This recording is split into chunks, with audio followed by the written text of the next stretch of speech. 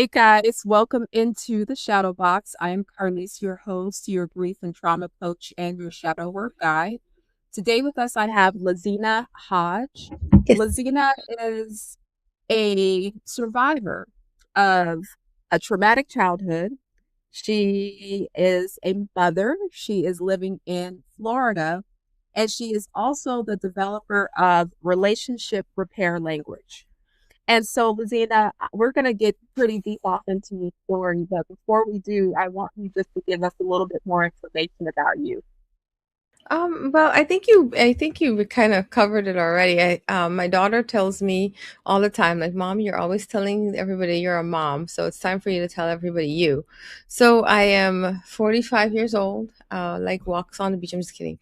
Um, There you go. I like to feel the breeze in my hair. That's right. I like to meditate. I like to be one with everybody. I like to be relationally responsible. And Mhm. I absolutely love St. Petersburg, Florida. But I was born in Guyana, South America, so there's a little bit of a Okay. culture difference there, which is still cool, I would say.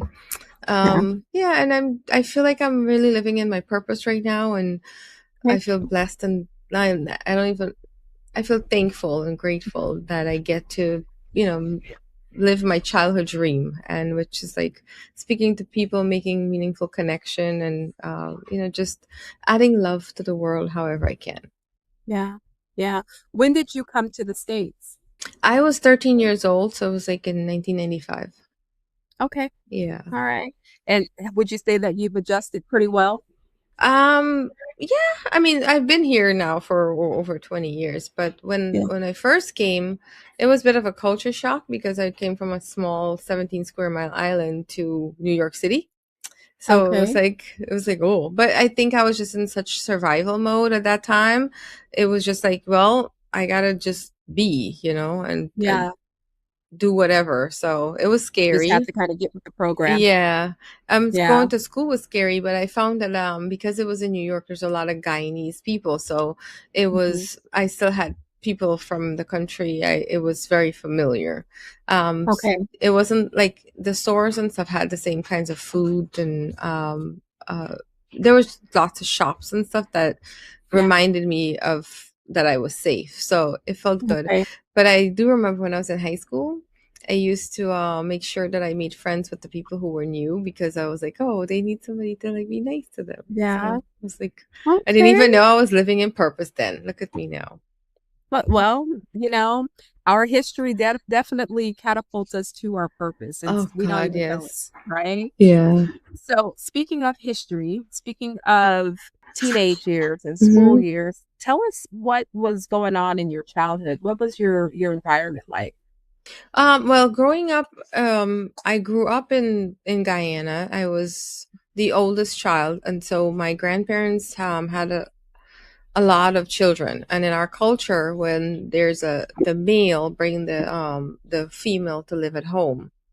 Okay. And so, well, I'm sorry, not the female, their wives. They bring their wives to live at home. And so, my dead grandfather had six sons, so it was a big household, and it was a lot of experiences. So, I had one of the things that I'm grateful for is that my grandparents, I felt, taught me compassion and Mhm. like love and unconditional love from the get go.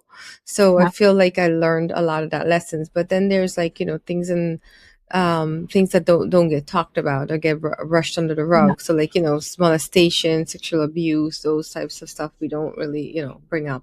But I think for me Yeah. the biggest thing was that my father was murdered when I was 8, and Okay. when he was murdered, that's when my we went back to live with my grandparents. So this was my mom and my two brothers. So they kind of like took her in, which was really, not take her in, but took care of her.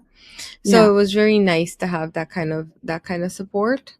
But when because my father had died, I didn't know. I know now, but at the time, I didn't know that I truly believed that he didn't want me, and so I made decisions and choices my whole life to reinforce Yeah. that belief system. But it was like he was 30 when he passed away. When he was killed, so I was 8, And Okay.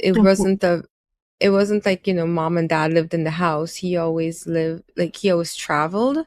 So he wasn't Okay. really around, and he was very abusive physically and stuff like that. So it wasn't really uh the unconditional love childhood that I should have gotten.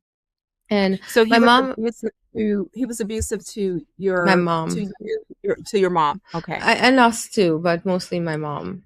Yeah. Okay. Yeah. Okay. And what was the circumstances around him getting murdered? He was playing cricket, and he just went to celebrate with his friend, and they got into like a I guess a tussle. And then Okay. somebody told the friend's brother that him and my dad are fighting, and then the guy came and stabbed him. Okay. Yeah. Okay. I'm sorry about that. Thank you. How was your So I know dad wasn't there because he was working and doing Mm-hmm. all the other things. What was, if you could go back, what was the difference between him not being there for work and just kind of not being kind of a stabilizer in the home versus him actually dying and not being there at all? I think it was a lot safer with him not being there at all. Oh, Um, I I remember when he passed away, and I realized, I was like, yeah. good, like it's a good thing Mm, that he's gone, because then nobody else is. My mom isn't gonna get like hit like the way that she was all the okay. time, and like it was over silly things, like if I wasn't in my nightgown by 6 o'clock, and there was a lot of my mom would take the punishment for me as well. Okay. Yeah, Yeah, so because you were the oldest. yeah. So with him gone, like, it was more like my grandparents were the people that looked out for us, so it felt more comfortable being with them. Yeah. Okay. Yeah. Well, let's go into, I know that you briefly mentioned some different dynamics that were going on in the home. Um, and let's go ahead and dive a little bit deeper. Yeah. So I know that when I was reading your information that you had mentioned familial sexual abuse. hmm And let's go ahead and dive into that and tell us what that entailed for you. So for me, I recall when I was 3 years old, I woke up to being molested by a female cousin of mine. Mhm. And when I went back to those memories, if I really felt disgusted by myself, like, as a woman, I never understood why I didn't feel comfortable with sex, why sex felt taboo, or like why I just wasn't comfortable in it, or why I was like, kind of chasing male kind of energy and wanting to feel desired and all of that. I had no idea that it was like, Yeah. that deep, right? That at Yeah. 3 years old. And so that was something that I had to heal for myself, but it was very difficult because like that's three, and I didn't realize it until I was in like 40s. So Yeah. I knew that I was carrying it, but again, I didn't know I was carrying it. I knew, Right. oh, I had this thing, and let it define who I was, but I didn't know to the degree. So yeah, I really felt disgusted with myself, like it was my fault. Mm. And like, I know, I mean, yeah, at the time Yeah. it just kind of stuck with me. So then it kind of went into like, random family, like younger kids playing with each other type of thing. And Okay. then I think before my father passed away, it was a neighbor that where we lived. Mhm. And then when I was in New York, it was another cousin, older. Um, and then when I was 18, it was another, like, just a regular person. Um, Not even 18, I think it was 16, yeah. That one Yeah. was actual rape. That was full blown rape. Okay. And was this an associate that you were hanging around and I didn't was, expect, it was or? someone that my mom wanted me to date. Oh, okay. Yeah, so I was actually very and my mom didn't know, like I didn't tell her. Hmm. But I was so scared that I was like going to be pregnant and stuff. Like I was just terrified because the last thing I Yeah. wanted to do was to get pregnant, especially that kind of way. And oh my gosh, I went home the night I was like jumping on and off the toilet like I was not gonna do anything, like the side of the Yeah. tub, like, just like, and jump, So for me personally, like, I just never felt uh, like safe in my body. Okay. And then it ended up happening to my daughter. My ex-husband sexually abused her, so it just kind of started to go into the next part of my life. Okay. Now, after 8 years old, and then you're going into teenage years, and it's still kind of happening with other relatives. What was your thought processing at that time? Were you still kind of blaming yourself? And did you finally open up and tell anyone that this was going on? I didn't tell anyone because I felt like I would be blamed. So I didn't say Okay. anything about that. But it was also like I felt rejected in some ways because certain cliques would get together and they would, it was like they're doing naughty things. Hmm. And then I wouldn't be included in that. So I kind of felt like, oh, well, why am I not good enough to be a part of this? But then when I Okay. was a part of it, it was like, this isn't like, it didn't feel like it was good. I just felt it's that whole disgust again that came up, Yeah. and an internal blame. Like, I just blame myself because the, the things that I always hear is that, like, well, for someone to get there, you have to let them. So, you know, and we didn't have the idea of consent or anything like that. It was just blame. Yeah. And so we know that that's not true. We know that that's not true, especially as a 3-year-old or 8-year-old or whatever, when you have that sort of fear there, and when you can't defend yourself and you're not even in a safe environment, right? To go and to be believed, to go tell someone to. So whoever said that needs to not say that Yeah, I anymore, think it right? was just a general culture thing. Yeah.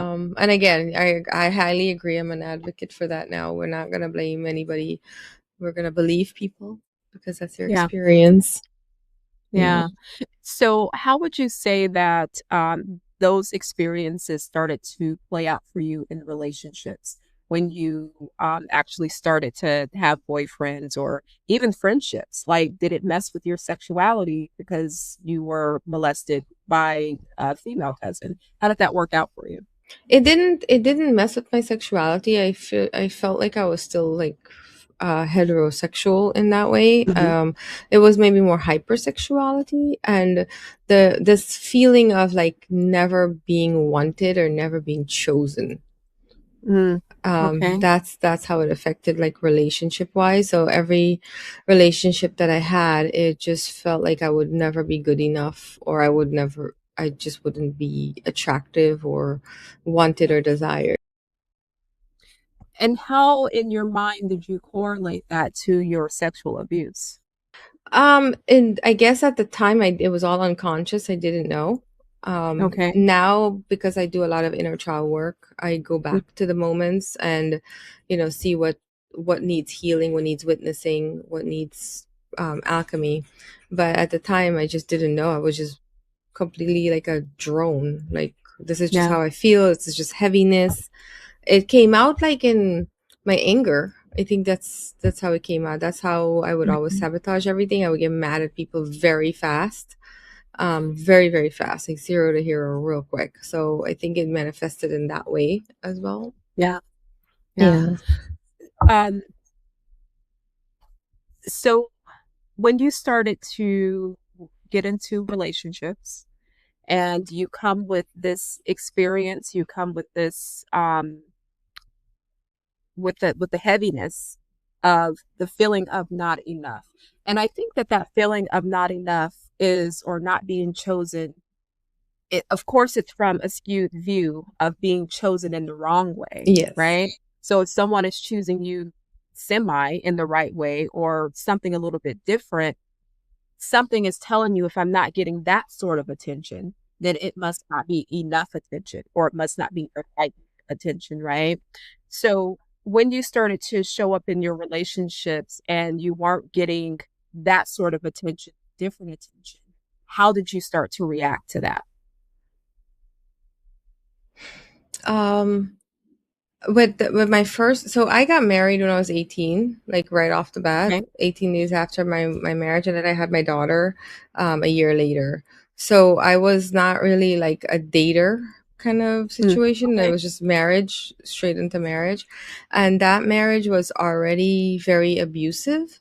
So I didn't even have an opportunity to think about like how I was feeling with my body wise. It was kind Mhm. of one of those things where it was a semi arranged marriage and I agreed to it.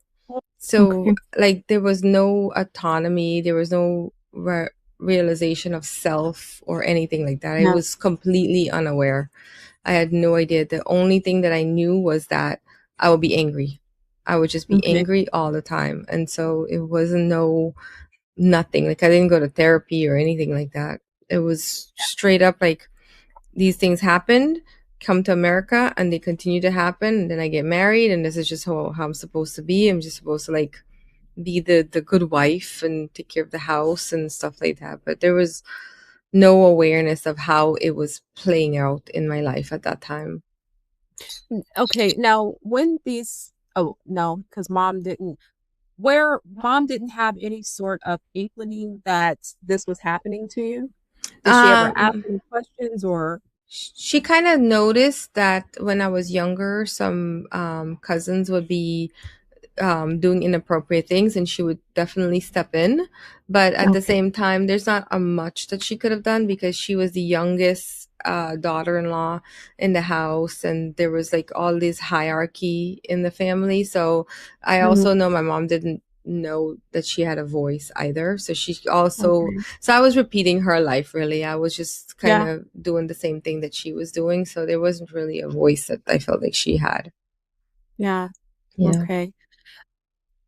As you were getting older and you started to go into your relationships and then you had your first daughter, would you say that did you have any resentment towards mom or Oh, what I was had that? big resentment. Oh, big resentment. I especially now that I understand so much about our we are supposed to have parents who can meet our needs and love us unconditionally and be there to guide us. Our mother energy is what how teaches us how to love others. Our dad father energy teaches us how to love ourselves. None of that was present. It was just straight up. I as a teenager, I was so resentful to my mom because it was Mhm. like she and her and I have a good relationship now, so going Yeah. back to it, it feels so distant from it. I'm not emotionally attached to it anymore because there's been so much forgiveness and everything that's been Yeah. there. But for about 8 years I didn't even talk to her as an adult. I would call her and I would cuss her out like real fast. Like I just felt like she was a strong woman and she didn't stand up for herself, and Yeah. she didn't stand up for me when I because when I was 16, I sat her down and I told her everything that's happened. And I felt her. Okay. She was very genuine. Like, I felt how genuine she was towards and sympathetic because she was also abused after my dad passed away too. So it was a lot of things that I Okay. found out about her as well. But then after I told her that about the things that happened when I was 16, I was 16 when I told her she went on vacation with that very cousin from 3 years old. They were all close. So I Oh, felt betrayed big time by then. And yeah. I held on to that until my 30s. Yeah. Okay. Yeah. And she knew that this cousin had did this by the Hmm. time they were on Yeah. vacation. Yeah. Yeah. Okay. So it was like a Okay. double betrayal. Like it wasn't just the act, but it was also like, the betrayal of a relationship. It's what it felt like. Yeah, and from the person that was supposed to protect you, right? And Exactly. didn't protect you at that time, and then still associated with the person Yeah. violated you, Yeah. right? Okay. And there was no discussion had after that about the We cousin. the cousin ended up passing away and all that stuff, so it wasn't, Okay. anything after that. But yeah. But now my mom and I we talk about it. We talked about it a couple years ago too. So in my adult Has he life, apologized about it? absolutely. Oh my God, Okay. yeah. Yeah. Yeah. Okay. Okay. Yeah. So now we kind of come through your trauma and not even come through, you're growing through it, you're walking through it, you're in it, Yeah. all the things, right? And then you have a baby, you have a daughter. How did you show up as a mother, and what was swirling around in your mind? When I had my daughter, it was like she was basically the thing that got me through life. Like she was my lifeline at that moment. It was Mhm. like, okay, I have her.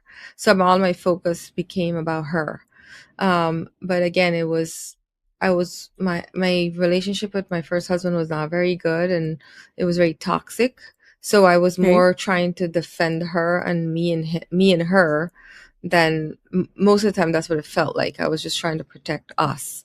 And it wasn't Okay. until she was about 4 and him I decided I was going to get a divorce because I didn't like how we were living. I didn't like the environment that she was living in. I didn't like how, like, we were doing construction work and she was standing on this pile of wood, and when I was moving the wood to where it needed to go, there were snakes under it, and I was like, Mhm. oh no. So I ended up going to work full time for somebody for Walmart and Okay. but overnight. So I was really at home in the daytime, and I made sure that she was in daycare in the daytime, and then I would be with her from like 3 until I needed to go to work. But Okay. that was very hard because I mean, looking back on it as well, I wasn't very present with Mhm. her, Okay. and I wasn't very emotionally present either, and she got a lot of physical abuse and emotional and mental abuse from me as well. I just kind of Okay. took all of that, especially after the divorce. I didn't even know who I was, so she got the brunt of all of that anger. Yeah. Yeah.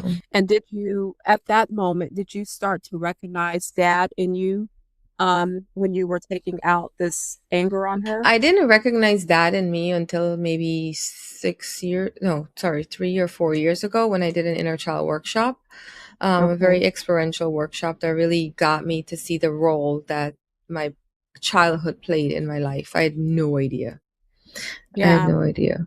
Yeah. And especially when you're used to just surviving it, Mm-hmm. right? It's like you don't get the chance to really think about it or to even understand that there's a way to come out of it when you're surviving it. You're Mm-hmm. just like a child, and then you're growing up, and then you're a teenager, and then you're an adult, and then you have a child, and then, all these things are just like one thing just right after the other, just kind of all meshes together. And when you get to that point where you have some aha moments, then it's like, oh, I really am reenacting everything that I've seen, right? Mm-hmm. And I think people go on two sides of the spectrum with that as well. Either they steer totally away from what they've experienced, or either they reenact it all, right? Mm-hmm. So here we are being mom and dad all over again, Yeah, right? But in a space in the back of your mind, subconsciously, in a space like, I don't want to be this. I don't want this. I want to get out of this. I want a better life for my child, all while still surviving and trying to figure out how to get out of it. Right. exactly. Yeah. I mean, it's just all so confusing. It was. I mean, it was really confusing. Like I said, at the time, like, I mean, going back now, I also did timeline therapy, and inner child work is heavily about, I don't know if you are familiar with Alfred Adler. I've heard of it. Yeah. So, um, basically, like, whatever, there's these emotional impact that happens in childhood, and they go unacknowledged because no mom or dad says, "Hey, I'm sorry that I yelled at you. I'm sorry that I spanked." Like, we were never taught emotions. We were never taught Yeah. feelings or any of that. So when I look at my life, like you beautifully just put, like, from 0 to 3, I had an experience, right? So I grew up with a big family, then I Hmm. moved, and then there's this sexual trauma that's happened. I already started disconnecting. I already Yeah. didn't have coherence. So going through, especially now, knowing that though when those things happen early in childhood, not only do we reenact our life, because and we'll get to all of that. I recreated the relationships with my father, Hmm. again in relationships. um it's also this energy that's inside of us that has hold on to blame or Yeah. resentment, and when we are angry or we're fighting with our friends or people that we care about, that's who we're angry and care with. It's not the person, it's mom or dad, and we punish Yeah. other people for it. And so I'm a huge advocate for, like, going back to your core. And most of the time people don't want to go blame mom and dad because it's like, Yeah. oh, it's a shame or whatever the case is. But I also understand how important it is to go back and acknowledge that and witness it and say, Mhm. in that moment, I didn't get what I needed. Yeah. Of course, mom and dad did their best and all of that, but in that moment, I didn't have, my emotional needs were not met. Yeah. And I, again, not knowing that for so long, I just ended up hurting my children in the Yeah. process, So I think if anything is my children that bore the brunt of it. Yeah. Yeah. And when we talk about, I know that you had mentioned that you were trying to not repeat the cycles, but you found yourself repeating the cycles. Um, Talk about that. Talk about the cycles that you found yourself repeating. Well, I never wanted my children to my children to experience sexual abuse either. Mhm. Especially like coming to America, I thought I was doing everything that I could to prevent Yeah. that from happening. So when my daughter was 16 years old, she shared that she was molested by a classmate when she was 10. And I was like, again, I was not aware at all at that time. I was just like, Mhm. I took that as I didn't show up for her, because now Yeah. my mom didn't show up for me. This is guilt. Like, again, Yeah. going back to the parental part of it, I felt super responsible because I was like, what do you mean? I did everything. What are you talking about? Like, not to Yeah. her, but in my internally. Yeah. And it was hard because I couldn't connect with her. Like, she needed me, she needed mom, and I was gone. Like, emotionally, I was like, this didn't happen. What do you mean it happened? It happened in my house. I was right there most of the time, and I had no idea. And Yeah. I was so deep in shame. I was deep in shame, and I'm like, I just felt responsible for that. And I disconnected for like a good year. I was Mhm. just not emotionally present at all. Okay. Yeah. And it's interesting that you say that you weren't emotionally connected to her. And I believe that it was more so because it was a trigger for you, Mhm. right? Yeah. All of those things that you had experienced Yeah. was in on you, and you didn't have a model to be there for you, and you Mhm. didn't know how to be there for her, even though Yeah. you wanted to, wanted to prevent her from going through such, Yeah. right? Um, and so she told you that when she was 16, but then you said that your ex-husband also violated her. Yeah, when she was 17. Okay. And I didn't And find out until she I'm sorry, go ahead. that's not her father. It was another My guy. yeah, I after I got divorced from my first marriage, I got remarried almost immediately. I didn't understand that I was codependent. I didn't. Mhm. All I knew was I was scared of being alone, and he was a good person, and I was like, okay, I'm gonna get married to him. And so we got married. I had two kids, two other children with him. Okay.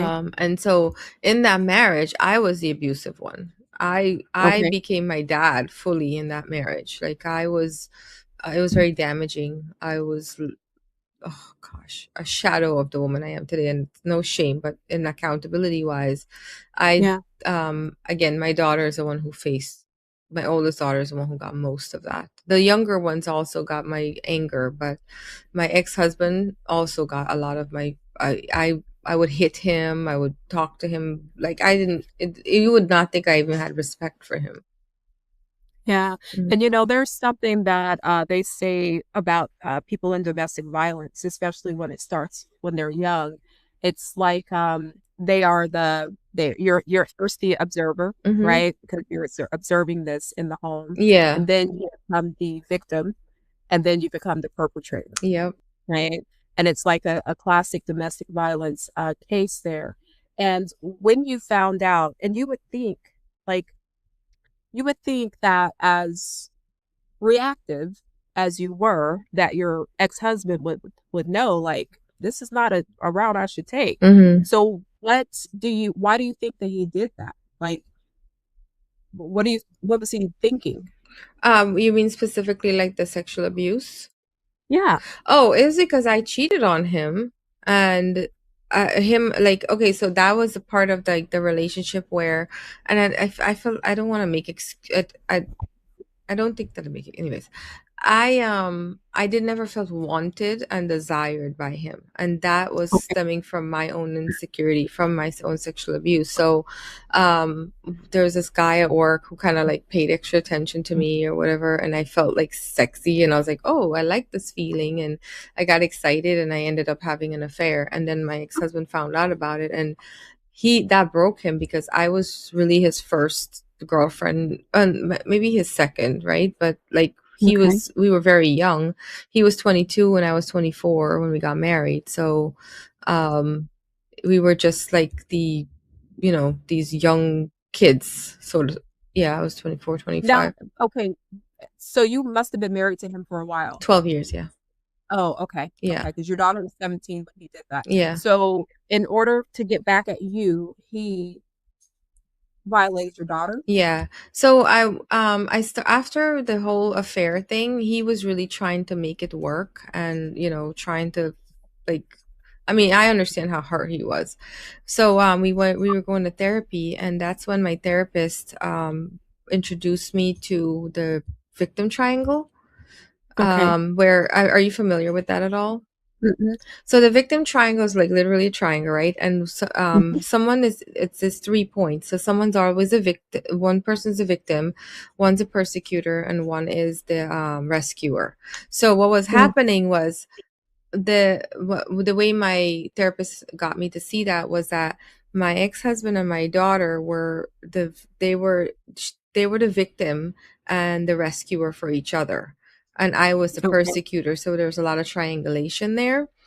Okay. Now the victim triangle is a lot deeper than that, but in those Hmm. situations, I was the persecutor, and the two of them would go and rescue each other. So, whenever I would have an episode, when I would get mad at them, they had each other to talk to. So they emotionally bonded over time because of my crazy, I'm saying crazy, but my abusive behavior. Hmm. And so when that all happened, he leaned on her, and he took it way too far. Okay. And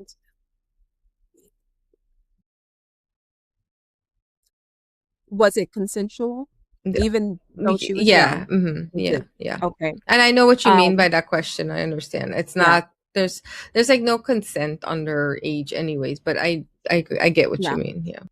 Okay. Um. Now, that's a whole different kind of punch in the stomach, right? And I want you to, I'm gonna ask you this question. I want you to be like as honest as you can with me. When you didn't feel desired by your husband, and then he goes and desires your child, what did that do to you? Honestly, and again, I'm not honestly. It is honestly. I didn't think about me at that time. Hmm. I only cared about making sure I was there for her. And how did you show up for her in that space? Oh gosh, I made sure as soon as, so I didn't find out until a year later, and then Okay. she moved out. So all I could do was reach out to her, try to get to talk to her, drive wherever she needed. I did every single thing I could to make Okay. sure that she knew that I was there for her and I would show up for her. Okay. And at the time too, I didn't even realize I was parenting from guilt because I felt responsible and I felt guilty and Mhm. ashamed of it. So it was just more like, because it wasn't only yes, it affected my daughter, but I have two children too, so Yeah. it was a big court battle as well. Okay. It was I wasn't the breadwinner in the family. I was working part-time, so then I became the full-time person, and I needed to work. I was working a lot of different jobs, and so I wasn't really, I just had to throw myself into becoming the caregiver, the Yeah. sole parent, and Yeah. having to figure out life. Like, here we go. We had a house with 4 bedrooms. We had 2 cars. We were living in a really good neighborhood. And then I had to, like, take responsibility for all of that and make sure my kids went to school, but also that they were going to therapy too. That was when I Yeah. found out. That was what broke me. That was what gave me my biggest wake up call. And it really showed me that I was repeating my cycle, because I was on the grass in front of the house and I was crying, and I was like, this is my mother's life. I'm not even 40. I have 3 kids, and it's the same thing. Like I'm reliving her life. Like I don't want to. Yeah. How do I do this? This stops here now. And that was the Yeah. defining moment for me to like, I got to figure out what my part of this was. And again, I didn't know at that time. Now I have better understanding, but I was like, I have to, regardless of what he's done, that's his thing to carry. What Mhm. was my part in it? And so that was a big, huge discovery after a while. But it was crazy because for like 2 years, I had to come up with $25,000 to pay for the courts and stuff, because in the family court and civil court or criminal court, they don't talk to each other, and until someone is actually convicted, they still have rights to their kids. And so the court was Okay. saying that I was parental alienating them, and I'm like, well, I don't know what else to do. Like, I have to protect my kids. I This was a Yeah. complete shock. That was the last thing I expected that he was going to do, because I also know his history and I understood where he was. I didn't think that that would happen at all. I completely trusted him that way. Yeah. And I'm glad to hear that you went that route with it as far as taking care of her and trying to figure out what your part in it was. Because I've I've seen some stories where it turned out totally different, where the mother was, envious or jealous of the daughter because how could you don't want me, but you want my daughter, and then just turns their back on their daughter, like all of the craziness. Um, so I really commend you for taking the route that you took and not blaming her, Oh God, no. because Yeah. it was a situation that she was put in, right? That caused it. It's not like she, caused it herself. And that's just that's a really that had to be a blow. Like you said, that was your wake up call there. Yeah, I was like on my knees. I just was like because from a year before is when we found out about, well, 2 years before is when I found out about the abuse when she was 10. So it was like, Right. now I was like, no, this can't be. Like, it's just this, I have to do something. Yeah. Yeah. So at that point, you started going to court Mhm. and you go through the whole court process. How did you start to get your life back in order, and stop repeating the patterns? I started going to therapy because Okay. I knew that everybody had to go to therapy. That's all I knew. I didn't know anything really about there. I went to therapy when I got caught cheating, because I was like, okay, what's going on there? But that kind of like told showed me that I was in a relationship that wasn't healthy. That I was in a relationship that didn't val I had no voice or anything like that. But the way the therapist was kind of showing me was like my partner, my ex-husband, was a problem. And I also believed that I was the problem. So it was like, it didn't really resonate too much, but I knew that I understood the victim triangle. But after that, I was like, okay, therapy, everybody. So I would take my kids to therapy, make sure they got them. And then I started. So when I started therapy, one of the therapists that I was seeing at the time, she was doing an empowerment women group every Monday. Okay. And so I was dedicated. I was like, all right, sign me up. I also signed up for mindset training because I just wanted to go deep. So when I Hmm. did the empowerment group, she kind of had these printed papers and she's like, okay, fill these out. And it was the attachment style test. And I didn't know anything about the attachment style at all. So as I'm reading it and and it was on a paper, right? I'm like, caregiver this, caregiver that. Like, I'm like, wait a minute, what the hell did I do to my children? So I Hmm. immediately, like, in the way that the test was written, it didn't say caregiver, it said partner, because I think Okay. she was trying to get me to see how I was showing up as an avoidant, or I was showing up as an anxious, and how that affected the dynamic of my relationship. But I Right. got from it was like, wait a minute, this is childhood. Like, this stuff started from childhood. So what did Mhm. I do to my kids? So again, I'm like, I need to figure that out. So I changed the words on the test. Instead of it being caregiver, instead of it being partner, I put it to caregiver. And I had my children take it because I was like, I need to know what their attachment is, because I want to know Okay. what damage I did there. So that Yeah. way I can, like, we have a chance to do it differently now. So that was a big, huge thing for me, because it allowed me to see like what was really going on with them, and how I could start to meet their needs and understand them more. Yeah. Yeah. Yeah. How long would you say, how many years did it take for you to start coming out of that anger? It actually did. It took it, by the time the marriage ended, I was starting to come out of the anger, but I truly didn't. I wasn't as aggressive, but I still was in some way. So let me see. It took me going to that experiential inner child workshop and getting my anger out towards my dad to really understand how deep my anger was. And Mhm. now I can get angry and I can go hard, but not to the degree that I used to before. Like, now I can Oh, choose when I want to be angry. I can I can choose when I want to react in anger. Then right. I can still be angry and to do it, process it healthy, because we can get rid of our feelings, or they're magic. Right. But at the time I didn't know, but it was really being able to go back to a moment where I was really, really upset with my dad, and feeling that anger from that space at 100%. That really Okay. helped me release it. And once I was able to release that, that's when I realized the capacity of the anger. Okay.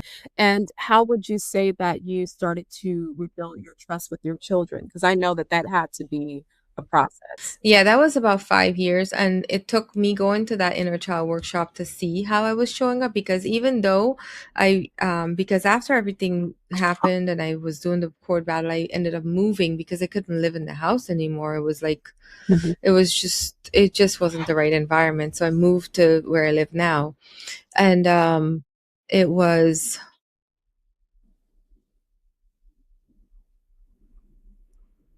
I'm sorry, I had a brain moment. Mhm. Um, can you ask me back the question again, just for a second? Yeah. How long did it take for When we your rebuilt, children to yeah. Yeah, so as I started to work, and I realized I wasn't being home as much now, because I was working 4 jobs to make sure that got everything taken care of.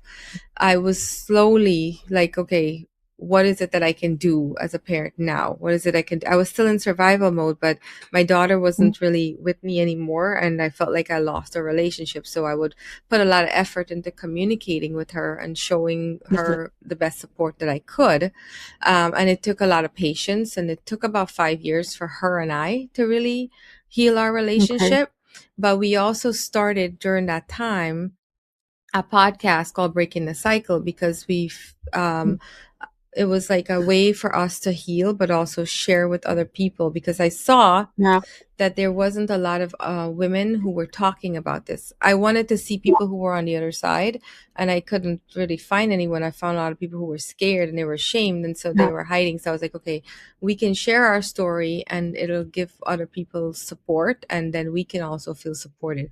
But in that time, we were also building our relationship. So it was really sometimes it was hard for her to like be a part of it, and sometimes it was hard for me to be a part of it. So we were really Yeah. growing. But it wasn't until I went to the inner child workshop that they started to see my change, and they Yeah. also went to the workshop too. So they were Okay. able to go and acknowledge a moment when I didn't meet their needs, and get that anger out, and get that sadness out, and practice forgiveness. So we healed together, really, as a family, through the inner child work Yeah. process. Good Yeah. job. That, I mean, I'd love to hear that. Because you didn't try to tackle it alone, right? You knew that there were still a lot of aspects within self that you needed to heal, that you needed to get through. That even though you had that aha moment of, I need to get with the program and be a mother, you knew that you didn't have the tools, you didn't have the words, you didn't have the presence. You couldn't model being that mother. And instead of making them wait and you get healed and you just put it all together. And I love that you did that for them. That was a big stand-up moment, right? Yeah, thank you. I'm getting emotional Yeah. thinking about it. Yeah. I mean, that a lot of the things that I hear you say that you did, and the way that you went about it, it just really, that's what really reminds me in your story of how much of you was reacting from the conditioned parts of you, right? Because when you started to, when it started to kind of filter through your mind, you're like, you knew something wasn't right. Something's not right. But I don't know how to take care of myself. I don't know how to be here for myself. All I know is that I'm angry. All I know is that I'm tired of being a victim. All I know is all those things, right? And so, and so, but once it really got in there, you started to work it, right? And you started to take your power back as little as you could, as much as you could, um, so that you could start taking the steps into becoming a better person, Yeah, right? I was also like, even throughout the journey, I like realized that I was parenting from a lot of guilt and shame too. So Mhm. once I looked at that, it was, I needed to acknowledge it and forgive myself as well, Yeah, because then my daughter could feel that energy, and it wasn't some like it came with the I love you, but I need you to accept me. I love you, but I need you to be with me type of thing, instead of like, yeah, I love you and I'm here for you. And yeah. so It felt conditional. yeah, so it was very, it was really good to be able to go down that path and choose them and prioritize them, because Yeah, I just knew that all I wanted to do was support, because the first time I did it so terribly, and then now this was bigger. I just yeah, felt her heart. I was like, I can't, I really really felt her heart, and I felt hurt for her. yeah. And not even, and totally not dismissing that part at all. Not even the fact that she felt comfort in your ex-husband, but the fact that she didn't feel safe enough with you to come to you, or to, she just didn't feel there was no safety there, right? And so that was another slap in the face, because it's like, my daughter ran into the arms of a perpetrator, no matter what the reason was. It just wasn't right. But she ran into the arms of a perpetrator when she needed me the most. But she was also running from me because I was wreaking havoc in the home. Hmm. Right. Yeah. So, when that inner child starts to talk to you, what does that inner child say? Well, now I live from her. This is why we're goofy stuff, and Okay. I'm I had to cultivate a relationship with my inner child in the first place, because she didn't trust me. It Hmm. was my inner teen that was protect. So as I've learned is that, so the 0 to 3 is when we learn our emotional safety, and our nervous system learns safety. And depending on Yeah. the environment, of course, by age 7, the belief is already there. And by age Hmm. 13, that's when the protections come in, and the teenager is like, all right, I'm never going to do this. I don't want that. I'm not going to accept this. I'm going to do this. So that was my sabotage Right. in there. So in order for me to even I got to my inner child first and reparented from that space. And it wasn't hard to reconnect with myself in that way, because I did, again, going to an inner child workshop, you get a transformational experience whether you want it or not. Yeah. So I came out of there like understanding more about how my inner child shows up in relationships. So it was the integration of it, because awareness Yeah. alone is not the only thing. We have to integrate. So I made a commitment that I was going to bond with my inner child um, every night. So blowing out a candle when I brush my teeth. But then I took it a step Hmm. further. I like envision her outside of me. And I was like, Yeah. okay, you're going to go to work with me. And we're going to brush teeth together. You're going to drive in the car. I'm going to put your seatbelt on. We're going to have this Yeah. adventure in a way. So whenever I would feel sad or upset or whatever the case is, I would know that it's her. So like, okay, Yeah. what are you feeling? Where is this coming from? And, like a deep dive. And Yeah. they were hard to get through because I had to face a lot of things that I Mhm. had to face me first, right? I had to Mhm. face like, here's all of the ways that I've hurt people. And here's all of the ways I was a victim. And here's all of the ways I was blaming others. And here's all of the beliefs that I was carrying behind that. And Yeah. this need to be right and correcting and like not listening with compassion or just listening to respond and listening to defend. There was a lot Yeah. of, that I had to shed in the first place. So going to my inner child was softer. It was definitely softer, and it gave me more opportunity to forgive. My teenager though was a little bit tougher. Okay. She's the resentful one, and that was where I was holding a lot of my anger. It was my inner teen. Mhm. So Yeah. Well, now we are all in coherence, and yeah. I say we, but I absolutely love who I am to my core. And I really believe that I'm showing up as my best self, present, conscious. And even if Yeah. I don't, I have the tools and the capacity to clean up and repair if needed. But I didn't have any awareness that I had an inner child or anything like that prior to Yeah. going to the workshop. Because you were just living it, right? You were Yeah. just living it. Mm-hmm. And it is a we, because every part of your life is a different level of your Mm-hmm. life. Yeah. You know? Unfortunately, for those who have suffered trauma and suffered abuse, a lot of it was taken away, you know? And so those portions where you should have had an enjoyable childhood, you should have been able to be a child or to think like a child or to play like a child or, just to be in that space, it was bypassed, right? And so no matter how old that you get, you're always going to have that inner child, right? You're always going to have each level that follows you along, right? And that's why you have 80 something year olds that, their mind is still, as a teenager, are still young, still vibrant. Their body is just what's getting old, right? Um, and then on that other end of the spectrum, you have people who are, well up into age, and they start to retract back into that child, right?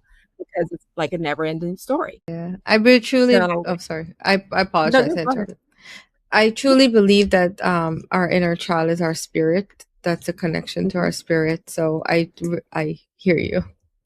Yeah, and I think it's that's a part of our pureness, a part of ourself that never is gone, because that's who we came into this world as, right? So we always strive to have that safety and to have that comfort and to have that childlike spirit, um, because that's kind of like our safety blanket, right? You know, oh, Um, no, go ahead. sorry, I want to touch on that a little bit. When I started going to this inner child workshop, I didn't like to, I felt like I was receiving blame because, again, I am the mom that all those other people have been needing therapy from, right? I wasn't the Yeah, yeah. emotional present mom. I was the aggressive one. I was a dismissive mom, blah, blah, blah, blah. So I had to go through that. I had to face that. Mhm. But as I'm going through this inner child workshop and I go back every 2 months because it's like such a nice environment, a community now, right? Mhm. At one point I was like, wait, well, I did have a good childhood though. Like, and I'm not making excuses. I Yeah, loved my grandparents. I have so many beautiful memories. So I was like, why is it that we are only focusing on the negative? I didn't understand it was because that energy was stored. But yeah, it because I questioned it allowed me to go a different approach too. It allowed me to go, okay, well, why don't I ignite my childhood joys? Why don't okay. I go and see what made me really happy? What really made me sad? What were the things that I truly, truly enjoyed? And so Mhm. I realized that because I had this anger and this resentment, it was blocking me from seeing all of the other ways that my mom was really there for me.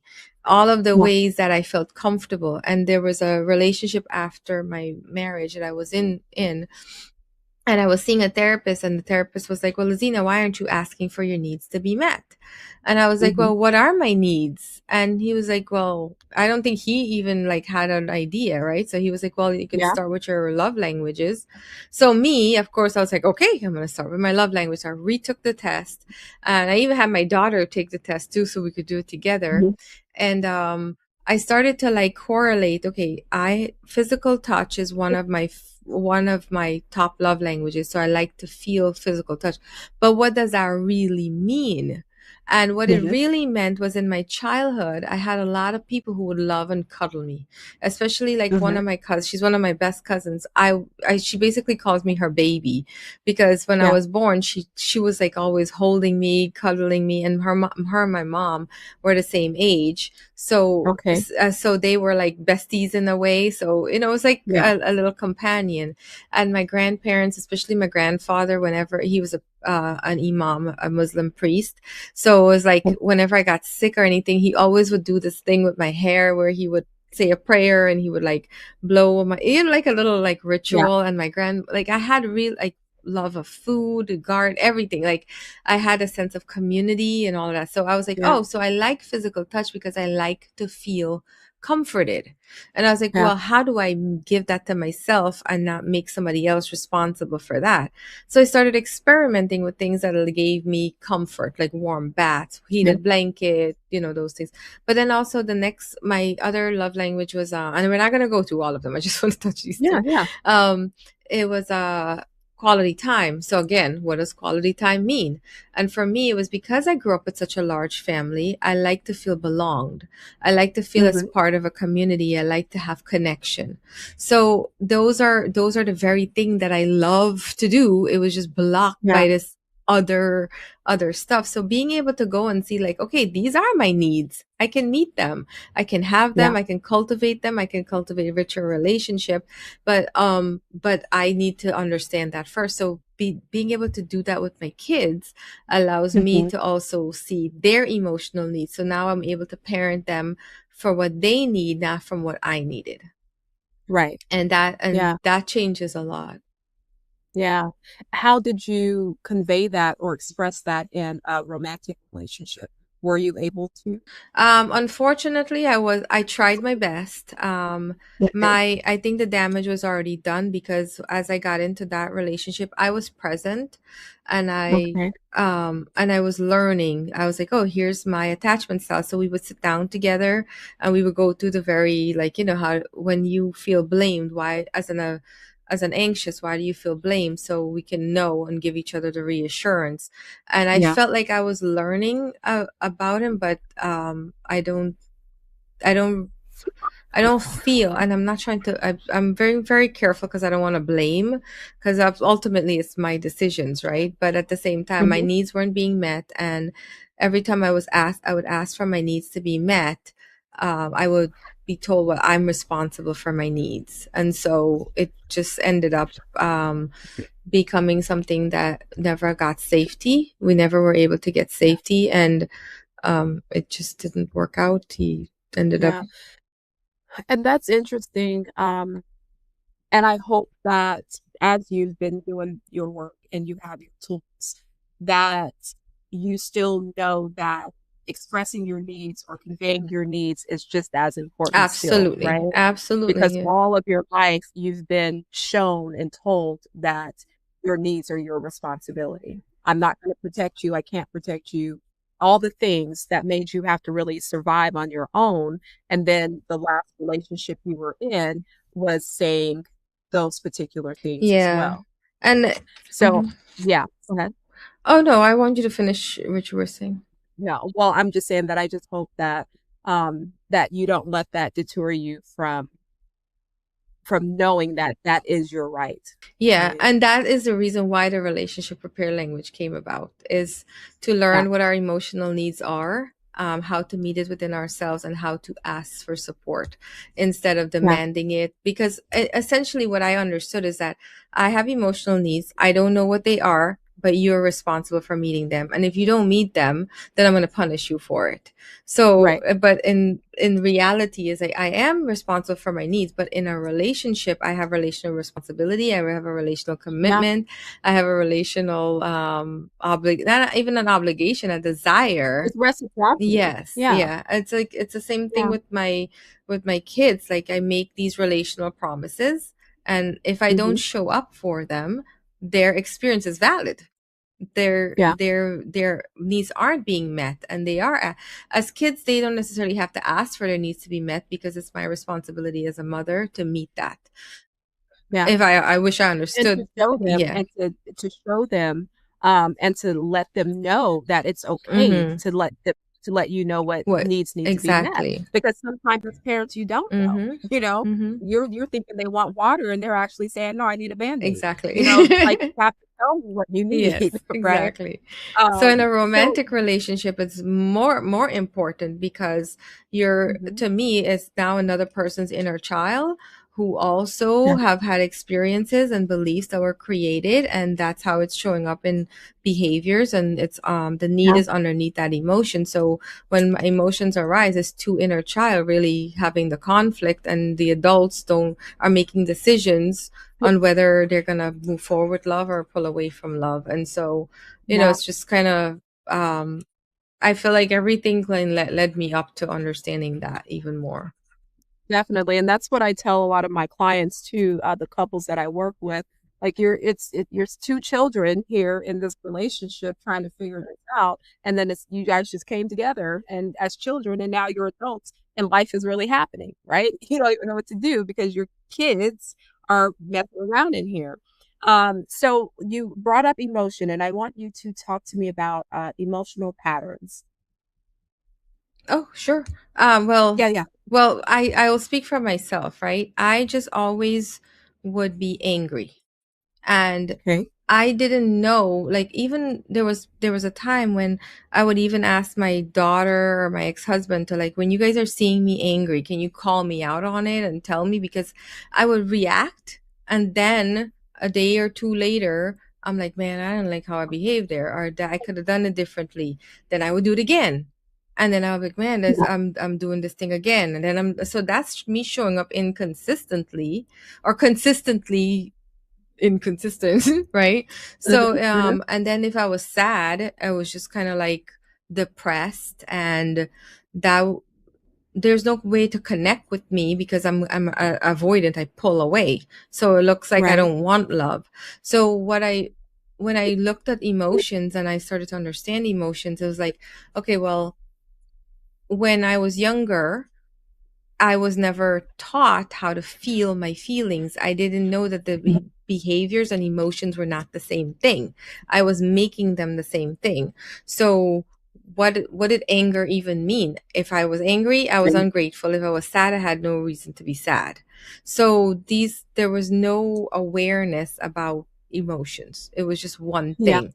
Now it's so different, because if I'm angry, me particularly, if I'm angry, it's because I have tried to communicate, and now this is the only way that's gonna, I'm just frustrated now, and it's gonna come out. yeah, And it's because I'm not feeling heard. I'm not feeling understood. I don't feel like a priority. I don't feel like mhm, I don't feel safe. I don't feel respected. I don't feel honored. And that's how it will come out. And also, yeah, it's not just anger, it's overwhelmed. As a woman working, building a business, writing a book, having, living in my purpose and doing a lot more forward, and then having kids as well, I can get very overwhelmed. And if I'm not feeling supported, then other people get the brunt of that. I get very short, I right. get very angry, I get like very quick to push away, very quick to Yeah, dismiss. And so it's yeah, important for me to understand where those are coming from. Okay, if I'm not right. feeling supported, who's responsible for that? It's not, I don't go and just blame somebody. I need to understand. So when I do blame, it's like, and I lose my mind for like 5 seconds or 10 minutes Yeah, or whatever the case is also going in and giving myself grace so that I can, okay, what was missing here? How could I have done that differently? What is it that I needed? So it's like really dissecting emotions and how it comes out in the Yeah. behavior. So for me, when somebody's behaving a certain way, it's an unmet need. There's a need Yeah. underneath there, and they're trying to communicate that as best as they can, and they don't know how to. And for me, I didn't know, like, someone had to. And this is how I bonded with the ex-boyfriend, is that I would say things and he would like, oh, and he would kind of like reiterate it to me, and it made sense. So it was like he was putting words, so what my thoughts and my uncertainty or what I wasn't clear about would be. And Hmm. that's like, it comes with self-awareness, but I felt like I was stupid and like I didn't know anything, and I was Yeah. internally blaming myself whenever I would get it wrong instead of exploring. And now what I've Yeah. understand about emotions, I wouldn't, and I think I overshare this a lot, but emotions are messengers. They're telling us Hmm. when we are out of alignment with ourselves. So when I'm not in alignment and I'm not in integrity, it's going to show up negative, and it's going to have negative effects on other people. But when I'm Hmm. intentional with my emotions and I'm sitting there with them and I'm feeling them out, I'm not just like, oh, I think differently. I'm actually allowing myself to witness what that sadness is trying to tell me. Let it pass through me. If I'm feeling sad, who's sad? Which version of me is sad right now? What is it that I needed in those moments? And then reparenting myself through that, it gives me understanding about, okay, well, maybe to be um I prefer softness over blunt response. So I'm not going to Yeah. go to a coach who's very ego driven or like shaming or Hmm. very like blunt. I will go to someone who can nurture me, because that's my feminine Yeah. that needs nurturing. And, Hmm. what is the message that I can get from that? And almost instantly, a message will come through, right? That I, Yeah. this is what this has taught me. And a lot of it is gratitude, because having this feeling that I lost my whole family and that I wasn't Hmm. going to get them back or anything like that, I'm so grateful, because now I do get to hold that so tender and so gently and Yeah. so lovingly. And I wouldn't be able to do that had I not sat with my emotions, because the emotions were bogged down and bottled up. Yeah. Yeah. And Definitely. again, emotions show up in behaviors, and the behavior is really our inner. I think I say our emotions are our inner child, and our behaviors are our teenager. So one is a protector, and one is the one who just wants to be loved. Yeah. And it's important too that as you are, as anyone is repairing themselves, reparenting themselves. And as you were talking, I was thinking, like, as we reparent, it's also important to be able to put that child in its place too, right? Like, which child is it? Who needs? How does the adult Laziena need for this person to show up for them, right? Because we can't present it as always the inner child and say, this is how I need you to speak to me, or this is how I need you to, because they're two separate people, Exactly. Yeah. but the same, Mm-hmm. right? And so just being able to separate and say, who's talking to me, right? Am I responding like this? Am I thinking that they're not giving me the support that I want? Because over here, little me is having this tantrum, but actually big me actually needs exactly what What they're they're giving giving me, me, exactly, right? 1000 Yeah. million percent, that's it. Because Yeah. and that is the thing that I feel like is a missing gap when it comes to inner child work and the reparenting process, is because we, as soon as we get on our personal development journey, we tend to look at how other people are behaving, and we can Mhm. that's where we can stay and saying, oh my god, I've been allowing people to talk to me a certain way, I can't believe I've been doing this to myself. And I kind of have a process that I call a first person, second person, third person view on that, because it's like, look at all the things that I've allowed. And if I stayed there now, I put up these boundaries that are walls, and I'm like, okay, you can't talk to me like that. Or, let's say if we get into an argument or there's some kind of a disconnect, I'm going to like look at your behavior and say, well, look at how you're behaving, and this is what you're Mhm. doing to me. And I become the victim of it. But at the same Yeah. time, it's a trigger from a past reaction. I might be feeling abandoned or not believed in, especially if it's like, I Right. may be not feeling believed in, but that doesn't mean that you don't believe in me. That means that I need to also let myself know, like, I believe in me. I got this. Don't worry about that. Like, let's pay Yeah. attention here and let's see what we can get from this outcome of it, right? In a nurturing way, of No. course, because now I'm the one who's sabotaging my little girl's need for connection, because that's all she really Yeah. wants is connection, wants to feel love. But if I go and I respond that way all the time, then how are we really in connection? I Right. remove now that block because I made you the enemy in that moment. And Yeah. that wasn't the case. So being able to reparent does has helped me get a better perspective on how I was showing up on the other side of a relationship. Yeah. Yeah. Well, let's talk about language, Mm-hmm. right? So you are the creator of relationship repair Mm-hmm. language. What does that consist of? So the relationship repair language is a way for people to understand what their emotional needs are for whenever emotions come up. So it's a Okay. quiz on my website, and it's 30 questions, and those 30 questions are based on your answers, right? And it's all of our emotional needs, and it's ranked. So it gives us a language so that we can name what we need. So sorry, one second.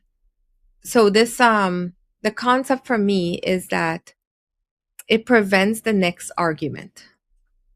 Okay. Our nervous system has to also learn to receive. Our nervous system also has to learn to allow, as long as with us, right? So when Hmm. I know that my youngest daughter, for example, her nervous system reacts instantly and she goes 0 to hero and she gets angry. And that's because she has this belief that she's not important or she's not going to be heard or understood. So that is Hmm. what's surfacing there. So when now we're arguing, she can't hear me because Right. she's already upset. So now knowing that she prefers the soothing repair, I can text her first so that she can, like, okay, allow herself to think about it, react to whatever she needs, and then from there we can progress and have a different conversation that's more Hmm. loving and like we're actually observing what happened and talking about what the experience was. That all and that means that we both need to know what our repair language is. So that way Right. we can understand, okay, well, you need this and I need that. And I can go into each of them. I don't know what time frame we have, but essentially, it's a way for us to understand what we both need in the situation so that we can get through a tough conversation and not make any decisions that's going to pull us apart. Um, Okay. and it's, Yeah. Give us a couple of them. yeah. Just give us a So couple. it's six of them: soothing, accountable, empathic, present, affirming, and spacious. Okay. um the soothing one is for, like, people who have a lot of anxiety and who don't really know what they're feeling, and I believe Hmm. that that's more like a disorganized attachment style. When the house was chaotic and you were getting mixed messages, your nervous system doesn't know who to believe, what to believe, where to go, or what you even need. And the accountable one is the one that I like. I think it's because I came from believing that I was always wrong and I was always bad and I had to fix it. But there's Yeah. something really powerful about taking accountability for how I showed up. And this is the way, like, I like to show up for my kids. Is like, if there's a situation that's happened, I want them to know that I understand how they feel Hmm. based on how I behave. I understand that they had an experience and was affected, and I don't want to.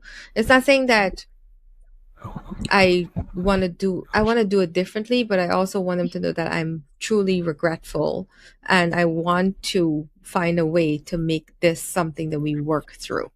I am Got taking it. ownership of it. And the empathic one, my oldest daughter taught me that one is really listening with compassion and speaking from your heart. So both all these languages, it's giving and taking. Is how is it that I'm showing up in it, and how is it that Yeah. I'm also receiving it? Because when someone is using the empathic language and they're sharing their experience about how they go experiencing life, I also need to listen from compassion as if they're telling me without defending, without rushing Yeah. to solve or moving away from it, but like really understanding their experience. The one and the present one is really beautiful for me because my son taught me that one, is whenever we have a disagreement and we do come back together, we're not defending the actions, we're actually looking and see Mhm. how that action showed up, because of that, Right. that to me is saying that I'm present and I understand how this affected you, and so I want to hear Mhm. it. I'm here with you in it. Yeah. I'm not going to make excuses and run away from it. And Mhm. affirming is really reassurance. My youngest daughter is like that. She's naturally gives reassuring words. Yeah. But it's like, when you're in a disagreement with somebody, I often feel like, oh my god, the relationship is over now. I have to people please and I have to do all of these things to earn your love back. But having Yeah. somebody that understands that all you need to hear is that I know that we're just going through something right now and I still love you. Mhm. We're going to get through this. Yeah. That brings the nervous system down, and that makes me feel cared about. It makes me feel important, that I want to continue having a difficult conversation to work through it. And the spacious one has Yeah. two different ways. So sometimes when I don't know what I'm feeling, it's best for me to just be like, you know what, I'm going to come back to this. I just need a break. And instead of being the avoidant and just pulling away, I can Mhm. communicate healthily that I need some space.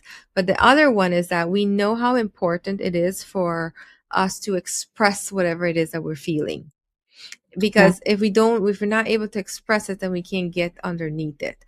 So especially, like, I'm saying especially with my kids, I can do this with just anybody, allowing them to, even if they have to blame and cuss me out or whatever, okay, let's do the spacious repair. Here's your moment, go for it. Get everything Okay. off your chest. Go angry at 100%. Blame whatever it is that you need to do. Let it out. Or even as a softer, like you need to cry or whatever that is. I am there witnessing you as a person. Yes, we're in a Right. relationship together, but I also know how much you need this to be Mhm. released, and I'm here with you. And then when we're done, when in that space we become, I get a chance to see you, you get a chance to see my patience, see how I'm showing up for you, and then we are now in a, we can, that's a deeper connection that we can have, Yeah. because it's like saying you can say anything you want in this moment. It's not an attack, it's just you sharing what you needed and how you're feeling. And Okay. being able to practice that with each other is what I've done with my kids, and how I've repaired my relationship with them, and the Okay. kind of relationship that I want to cultivate with other people. Because again, our love languages teaches us how we receive love, and our attachment style teaches us how we push it away. But then when it comes to repair, I think sometimes people, once they start feeling blame, and for myself, it's like, oh well, Mhm. this relationship is over, it's done, and there's no coming back to it. Well, sometimes one person is carrying a lot of the emotional labor and not really truly saying how they're feeling, and then eventually these little resentment starts to build up, and these pockets of resentment builds up, and over time the Mhm. relationship ends up deteriorating, when really it's just us being upset with our mom or our dad for a moment in time, when there was a deep emotional impact that was never acknowledged. And Yeah. relationships end up getting, just people walk away, people get left, people, there's Yeah. betrayal that ends up happening, and those are all very, very difficult things to deal with. So why not give ourselves a chance to learn something different and come in relationships with awareness, like, okay, so when you're upset, how do you behave? What is it that you need? How is that affecting you, and how is it affecting other people? But more importantly, how would you like to feel supported during that time? Because if you're upset and I'm offering you cake, that's not going to help you, or Yeah. or I'm getting even more upset, that's not going to help. So being able to understand what we need for support is also a big part of the repair language. Yeah. Yeah. And making sure that there's a safe space for it, Yeah. right? Mm-hmm. Well, that'll definitely shut everything down if Yeah. there's not. Okay, so that is one heck of a story, Girl, right? I'm like, man, I'm to survive. And right now in my life, I feel like everything is telling me to slow down. Like not Mhm. so much slowed down in my actions for what the legacy that I'm building and creating, Mhm. or how my children and I are focused on, well, I am focused on transforming cycles and witnessing Mhm. their life and being a part of the journey. But like slow down and like worrying about who cares about what, or like, Yeah. needing to be right. Like, if you need to be right, it's okay. I'm just here. I'm not just here taking Yeah. anything, but I can cultivate my peace within myself and not take on other people's things, not carry on other people's emotions, not try to save everybody or rescue everybody. Just like be me Mhm. and surrender to my process and loving me. And that's the best thing that I can give myself now, because I spent 40 years not even knowing how. Yeah. And just knowing, I think, like I mentioned earlier about levels, this is another level for you. It's even another level for, myself too, and where I'm at in my life and Mm-hmm. career and building Yeah. things. And if you get to a point where it is time to start to live, right? And you get to a point where that slow down means enjoy. If slowing down so you can be present in your own life, Mm-hmm. slowing down so that you can actually enjoy what you have built. Mm-hmm. And so that because you're no longer That in in a survival man, but mode. like the ultimately relational responsibility part. And so the relational Mhm. responsibility with myself is ultimately where I feel the surrender is. Yeah. And so when you were mentioning the words of receiving, Mm-hmm. and being in that space to receive, that is a feminine nature, Mm-hmm. and that is when you are able to come into the softer parts, you feel safe enough to um to embrace, Mm-hmm. what's coming to you. Yes, you have boundaries, but the surviving and the building and all of that, that's all the masculine. I can do it. I'm coming out, all of those things. And when you do slow down and find yourself in a space where you're like, I just want to be Yeah. soft. I just want to be, I want to reap the rewards of all of my hard work Mm-hmm. and still have my boundaries, but I still want the company of softness. I Exactly. still want to be able to know what I am, know that I'm worth receiving. Yeah. And it's not putting your worth to external things or people, Mm-hmm. but when you get it, it's still a stamp in your worth and your value, right? Absolutely. Okay, so now that you've come through everything and you are where you are, you're building Laziena, what you're who building, are you? Who would you tell me that you are today? I'm Laziena. Okay. Perfectly, imperfectly made, perfectly, imperfectly Yeah. made. I believe that